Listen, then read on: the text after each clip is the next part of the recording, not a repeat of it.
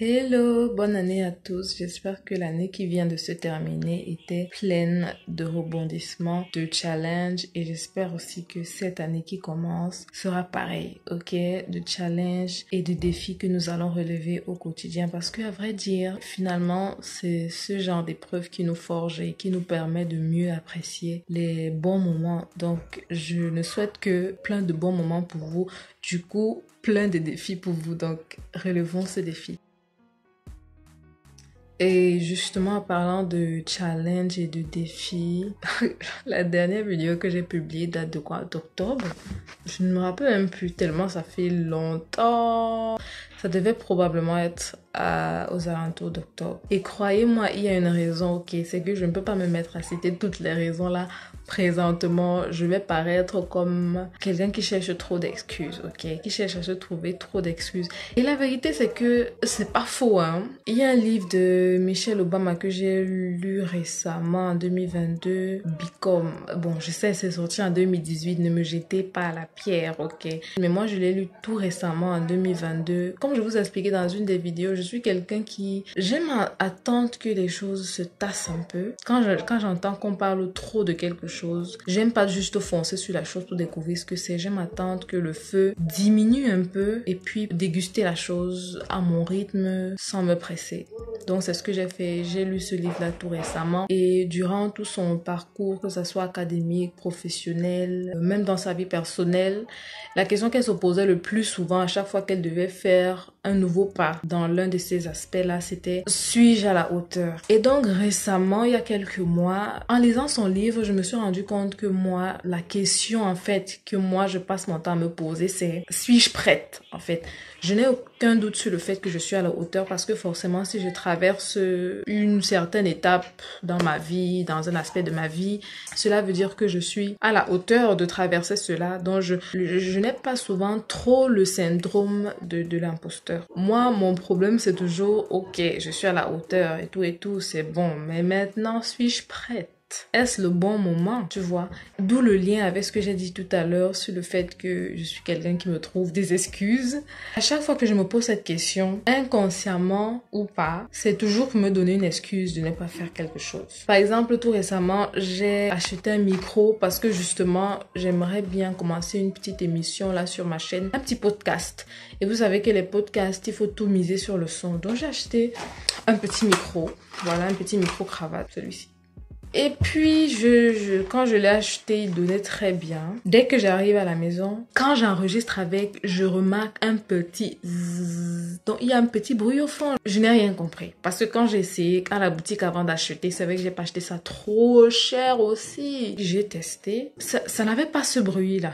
Quand j'arrive à la maison, paf, on n'a pas changé. J'ai acheté ça chez quelqu'un de confiance, donc on n'a pas changé. C'est le même que j'ai testé. Puis quand je regarde les vidéos de tests que j'ai fait à la boutique, je me rends compte qu'il n'y a pas ce bruit. Justement, je pense à cette émission depuis longtemps. J'aurais dû commencer. Mais là, avec ce micro, j'ai dit, c'est bon. Bon, pas c'est bon, mais je me dis que je peux retarder l'échéance parce que même le micro, il ne marche pas. Ce qui rejoint ce que je viens de vous dire, que à chaque fois que je me pose des questions, suis-je prête? C'est pour me donner des excuses. C'est pour me dire non. C'est pour me dire d'office non. Donc, j'évite. Parfois, je n'ai juste pas envie de me poser cette question parce que je sais ce que la Muriel dans ma tête va répondre. Et c'est toujours comme ça. Donc, c'est un truc sur lequel j'essaie de travailler. Pour le moment, c'est pas facile, mais on y croit. Alors, et si on faisait un petit bilan? C'est vrai que ça fait quelques années, 2 ans, parce que ma première vidéo, je l'ai postée en septembre 2020. Et c'est vrai que j'ai fait un bon petit bout de chemin, hein, parce que quand je regarde ce que je faisais avant, enfin, c'est vrai que je filme toujours avec le téléphone, et d'ailleurs, le même téléphone, mais c'est différent parce que même ma façon de parler devant la caméra a changé. Avant, c'était assez difficile pour moi de regarder l'objectif tout au long de la vidéo. Parce qu'à chaque fois, j'avais tendance à vouloir regarder l'écran comme là, présentement, je regarde l'écran, je regarde pas l'objectif. Là, par contre, je regarde l'objectif, donc tu peux apercevoir que je te regarde dans les yeux. Ma façon même d'écrire les textes, parce qu'il faut savoir qu'à chaque fois que je dois faire une vidéo, j'écris pour savoir exactement quel point je vais aborder au cours de la vidéo pour que ça ne parte pas dans tous les sens. Ce que je faisais avant, c'est que j'écrivais des pages et des pages. Même tout récemment, il y a quelques mois aussi, quand j'écrivais le script de mes vidéos, mais ce sont des pages et des pages. Et ce qui faisait que le temps d'enregistrement de la vidéo était assez long puisque je voulais suivre exactement ce que j'ai mis sur le papier, ce qui n'est pas bien. C'est vrai que ce que j'écrivais, c'est bien sûr ce qui sortait de ma tête, mais ce n'est plus la même chose qu'un truc sort de ta tête et que pour le présenter à une audience, il faut que tu le lises encore. Là, ça devient un peu, comme les anglo-saxons le disent, boring. Quand je prévoyais une certaine tranche horaire pour enregistrer mes vidéos, je peux peut-être prévoir 2 heures de temps pour enregistrer une vidéo. Je peux me retrouver en train de faire, sachant déjà que 2 heures de temps est trop long. Vous-même, vous avez constaté que mes vidéos ne font pas plus de 15 minutes, 2 heures de temps déjà pour avoir seulement 15 minutes de vidéo. C'est très long, trop long, très très long. Maintenant, quand je me retrouve encore en train d'excéder ces 2 heures de temps-là, attendez, mais il y a problème. La solution pour laquelle j'ai opté, c'est mettre en point. Là, présentement, j'utilise des notes, mais j'ai noté en grand titre, si je peux dire ça comme ça, des points que j'aimerais aborder au cours de la vidéo, ce qui rend la tâche plus facile. Alors, concernant donc les changements par rapport à la chaîne, il n'y aura pas grand changement si ce n'est le fait que concernant le montage, je vais faire tout pour prendre moins de temps. C'est-à-dire que tous les gens qui sont pro effect là, vraiment vous allez être déçus parce que je vais essayer de passer moins de temps étant donné que c'est moi qui monte. Je vais essayer de passer vraiment moins de temps sur le montage. Parce qu'à la fin, c'est ce que je dis que j'aimerais que les gens retiennent. C'est vrai que de temps en temps, ajouter des petites animations de part et d'autre, c'est aussi génial, mais je veux pas non plus trop en mettre parce qu'après, ça fait en sorte que l'ordinateur sur lequel je monte plante.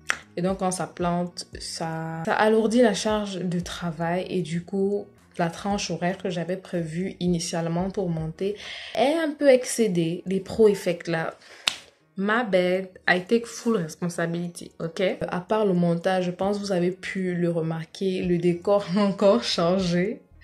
Et je pense que ça sera comme ça tout au long de l'année. Je vais changer de décor. À chaque fois que je me rends compte que je suis à l'aise dans un endroit parce qu'il n'y a pas trop de bruit. Même comme là, présentement, il y a toujours du bruit. À chaque fois que je vais me sentir à l'aise dans tel ou tel endroit, je pense que je vais me placer justement à cet endroit-là pour filmer. Et si ce micro donne, pourquoi pas souvent filmer à l'air libre? Justement, en parlant de filmer à l'air libre, le 29 décembre, le 28 décembre, bref, vers les derniers jours de décembre, là, j'ai tourné une vidéo à l'air libre. C'est-à-dire l'image, puisque je filme avec le téléphone, bien sûr, l'image n'était vraiment pas belle. Je pouvais pas vous présenter ce travail. Et en plus, je tournais avec le micro dont je viens de vous parler et c'était juste... Oh. Je tenais vraiment à le tourner parce que je voulais poster cette vidéo-ci avant que janvier ne commence ou net en début de janvier parce que là, nous sommes pratiquement à la fin de janvier et je tourne cette vidéo, nous sommes le 22 janvier et je sais pas combien de temps je vais prendre pour monter. Bon, il faut que j'apprenne à me fixer les objectifs. Ça va sortir en janvier-ci, mais probablement vers les derniers jours de janvier et ce n'est pas ce que j'avais prévu initialement. Comme quoi, tout ne se passe pas toujours comme prévu. Mais ce qui est sûr cette année, je vais faire les choses comme je le sens en fait. Je vais vraiment aller avec le flow de la personne que je suis, le flow de mon inspiration. Parce qu'à chaque fois que je suis mon inspiration, je suis jamais déçue. Tout à l'heure, je vous ai parlé de ce programme que j'aimerais mettre sur pied. Ce podcast dont le nom est Behind the Scenes with Evinzi. En fait, ça consiste en quoi? J'aimerais bien partager un peu mon point de vue par rapport à telle ou telle situation par laquelle je suis en train de passer, ce que j'ai appris de telle ou telle situation. Bref, comme vous avez pu l'entendre sur le nom Behind the Scenes with Evinzi, Behind the Scenes of my life. Ça sera une sorte de journal de ma vie. Puis de temps en temps, à chaque fois que je trouve sur le net un truc qui m'inspire et que j'ai envie d'en parler et que je sais que ça peut vous apporter quelque chose, bien sûr, j'en parlerai. Je vais me laisser inspirer. Voilà, je vais me laisser inspirer tout simplement. Et bien sûr, je pense que je vais toujours mentionner où est-ce que j'ai pris l'élément, c'est important. Donc voilà, c'était tout pour cette petite vidéo. Pour vous souhaiter une très bonne année 2023 et de très belles années aussi à venir. Et pour vous dire la tournure que la chaîne va prendre tout au long de l'année. Si vous n'êtes pas encore abonné, bien sûr, qu'attendez-vous, abonnez-vous. Pour l'instant, je ne suis pas encore vraiment présente sur les réseaux sociaux. Je ne suis pas très présente. Je veux d'abord me concentrer sur YouTube parce que j'aime bien YouTube. Je trouve que YouTube est assez sain parce que je sais comment j'utilise YouTube. Passez une très belle journée. Je ne sais même pas à quelle heure je vais poster la vidéo. Donc, si c'est le soir que je poste la vidéo, passez une très belle soirée. Et puis, on se voit dans une prochaine vidéo. Portez-vous bien.